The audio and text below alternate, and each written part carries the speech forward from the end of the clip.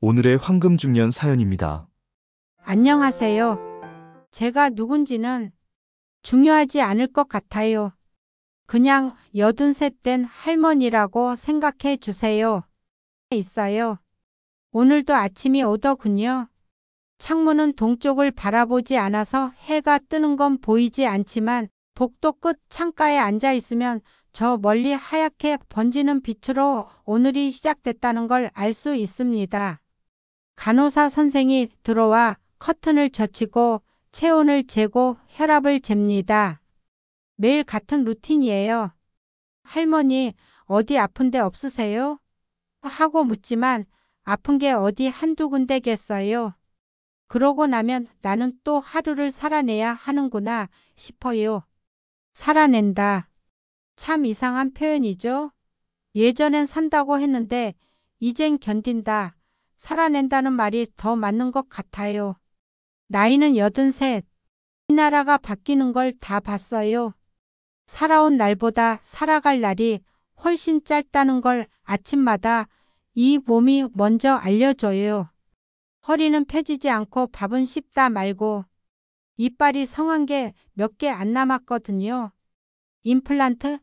그런 거 할 나이도 지났고 돈도 아까워요.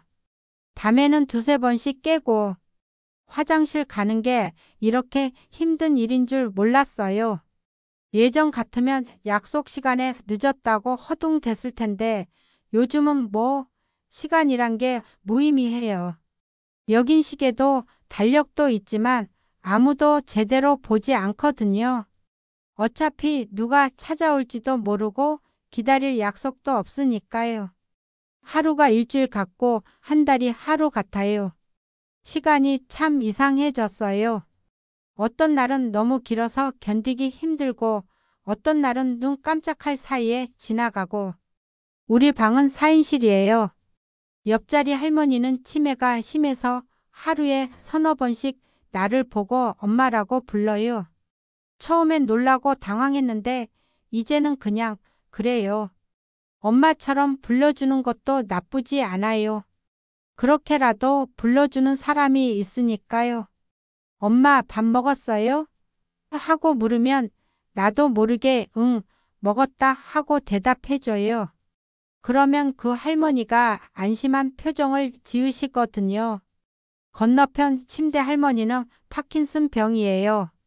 손이 계속 떨려서 밥 먹기도 힘들어 하세요. 가끔 그래도 내가 저 양반보단 낫지 싶어요. 맨 안쪽 침대는 한 달 전부터 비어 있어요. 거기 계시던 양반은 어느 날 아침에 일어나지 않으셨어요.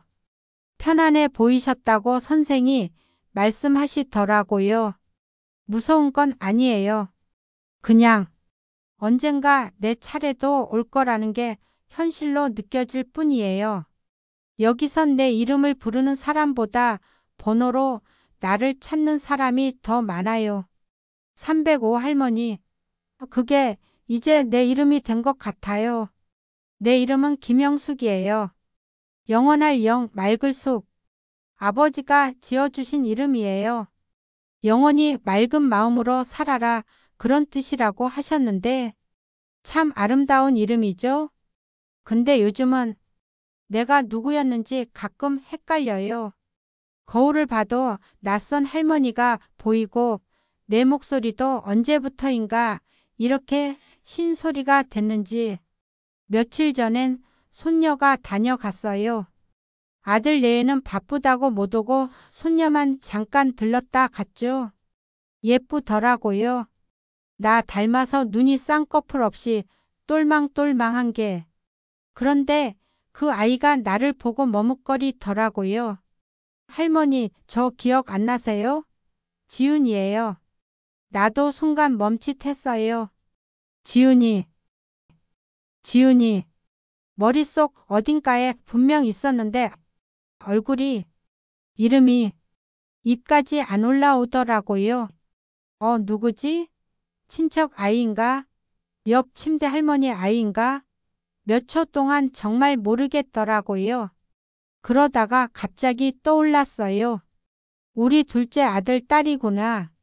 손녀 눈빛이 조금 슬퍼졌어요. 미안했어요. 그래서 그냥 손을 잡아줬어요. 아무 말 없이. 할머니가 많이 아프구나 하고 손녀가 말하더군요. 기억이라는 게 참 이상해요. 어제 일은 생각이 안 나는데 50년 전 일은 어제 일처럼 생생해요. 22살에 시집 갔어요. 중매로요. 지금 생각하면 어린 나이였는데 그땐 늦었다고 많이 혼났죠. 신랑을 처음 본 게 혼례 일주일 전이었어요. 무섭더라고요. 이 사람과 평생을 같이 살아야 한다니. 그나마 남편은 좋은 사람이었어요. 화를 잘 안 내고 술도 안 마시고. 그때 그런 남자 흔하지 않았거든요. 다른 집 보면 매일 마누라 때리고 그러던데. 첫째 아들 낳고 나서가 가장 행복했던 것 같아요. 작고 뽀얀 얼굴에 아기를 안고 있으면 이 세상에 나보다 중요한 게 여기 있음을 느꼈어요. 밤에 재우느라 달래고 젖먹이고 힘들었지만 행복했어요. 그 아이가 벌써 환갑인가 봐요. 요즘은 한 달에 한 번 올까 말까 해요. 바쁘다고. 이해해요. 나도 그 나이 때 시어머니 모시기 힘들었거든요. 둘째 아들 낳을 때는 배가 너무 아파서 죽는 줄 알았어요.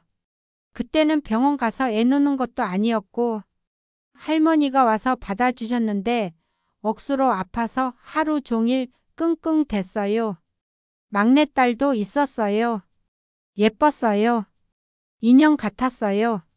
그런데 5살 때 폐병으로 갔어요. 그때가 제일 힘들었어요. 며칠 동안 밥도 못 먹고 지금도 가끔 꿈에 나와요.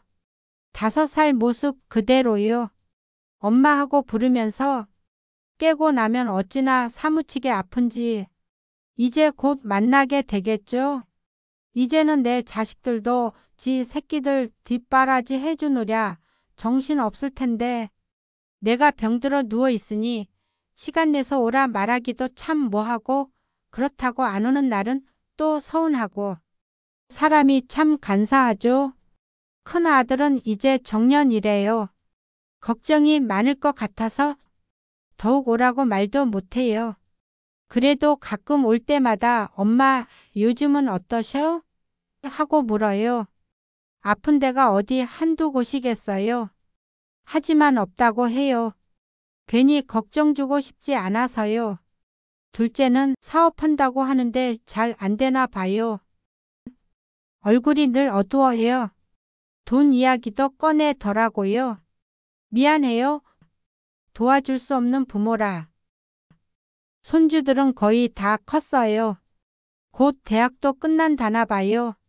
저 멀리 외국 나간 애도 있어요. 바쁜 세상에서 할머니 만나러 올 시간이 어디 있겠어요. 그래도 어쩌다 전화는 와요. 가끔 혼자서 이렇게 생각해요. 내가 여기 왜 왔을까? 아니, 내가 여기에 있어야만 하는 사람일까? 예전엔 마트도 혼자 다녔고 지하철도 잘 탔고 손주 아기 때 손잡고 공원도 갔는데 이제 나는 다 늙어 빠진 사람이 되어버렸죠. 언젠가 아들들이 이젠 내가 늙고 움직이는 게 영 시원찮아서 요양원으로 모시겠다고 하더군요. 요양원이 안전하다고. 처음엔 거부했어요. 내 집에서 살고 싶다고 괜찮다고. 하지만 결국 여기 왔어요. 누가 정해주는 것도 아닌데 그냥 그렇게 나는 여기로 와 있었어요. 식사는 아침 7시, 점심 12시, 저녁 5시. 매일 같은 시간 비슷한 반찬. 간호사 선생이 반찬을 집어주시는데 참 씁쓸해져요. 할머니 이거 드세요. 몸에 좋아요 하시면서 야채 올려주시고 여기 선생들 참 고마워요. 젊은 분들이 우리 같은 늙은이들 돌보느라 얼마나 힘들까 싶어요. 아침마다 오는 김 선생이라고 있어요. 할머니 아프면 말씀하세요. 더 아프시면 안 돼요. 하면서 몇 마디 나눠요. 밤이 되면 창문으로 빛이 들어와요. 저 불빛 하나하나에 누군가의 하루가 담겨 있겠죠. 나도 그랬던 시절이 있었어요. 저녁마다 남편 기다리며 국 데워놓고 애들 재워놓고 손 바느질 하던 평범한 밤들. 그때는 그게 당연한 줄 알았어요. 매일 쉬지 않고 밭에 나가는 게 힘겹긴 했지만요. 지금은 그때가 잘 기억나지 않아요. 근데 이상하게도 흐려질수록 더 그리워지는 게 기억이더라고요. 아이들 어릴 때 목욕시켜주던 기억, 남편이랑 동네 한 바퀴 돌던 기억. 그때는 별것 아니었는데 지금은 그게 다 보물 같아요. 누가 나한테 이렇게 살아서 뭐 하냐 묻는다면 나도 모르겠다고 할 것 같아요. 근데 말이에요. 오늘도 나를 불러주는 이름 하나가 있고 식구가 있어요. 그리고 문득 생각나는 사람이 있어요. 그러면 하루는 그걸로 된 거 아닐까요? 요즘은 늙는 게 당연한 거라고 다들 말해요. 누구나 겪는 일이라고. 근데 이게 이렇게 외로운 거였는지는 겪어보지 않고는 몰라요. 만약 이 이야기를 누군가 듣고 있다면 혹시 당신의 부모님은 괜찮으신가요? 엄마, 아빠 그 한마디 전화로라도 해주세요. 괜찮다, 괜찮다 말하는 부모일수록 그 한마디가 더 간절하답니다. 나도 그랬으니까. 밥 먹었어? 몸은 어때?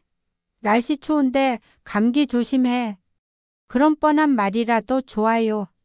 기억해주고 있다는 것만으로도 충분해요. 그리고 가끔은 안아주세요.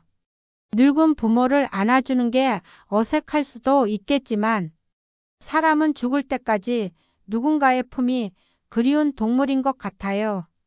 그렇게 우리 다 누군가의 부모였고 누군가의 자식이었잖아요.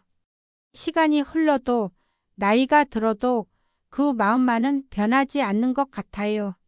사랑하는 마음, 그리워하는 마음.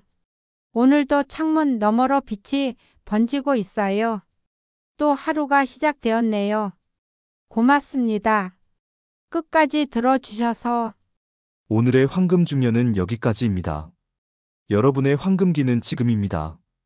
당신의 황금 같은 인생을 들려주세요.